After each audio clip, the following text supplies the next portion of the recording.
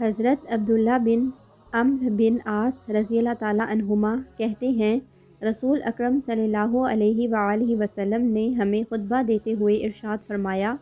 مجھ سے پہلے تمام انبیاء پر اپنی امتوں کو نیکی کی باتیں بتانا اور برائی سے ڈرانا واجب تھا۔ اس امت کی ابتدا میں تو عافیت ہے، لیکن آخر وقت میں ایسی ایسی مصیبتیں اور تکلیفیں آئیں گی جن کا تم اندازہ نہیں کر سکتے۔ پھر ایک ایسا فتنہ آئے گا جس کا ایک حصہ دوسرے کو خوشنما بنائے گا،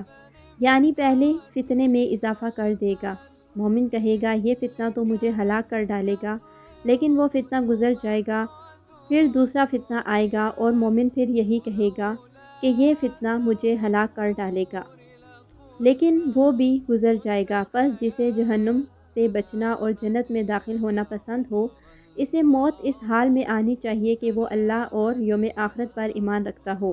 لوگوں کے ساتھ وہی سلوک کرے جو اپنے ساتھ پسند کرتا ہو، جس امام یعنی حاکم کی بیعت کرے اور عہد دے دے تو پھر جہاں تک ہو سکے اس کی اطاعت کرے، اور اگر اس کے مقابلے میں کوئی دوسرا امام بغاوت کر کے آئے تو دوسرے کی گردن مار دو، یعنی قتل کر دو، تاکہ مزید فتنے پیدا نہ ہوں۔ اسے ابن ماجہ نے روایت کیا ہے۔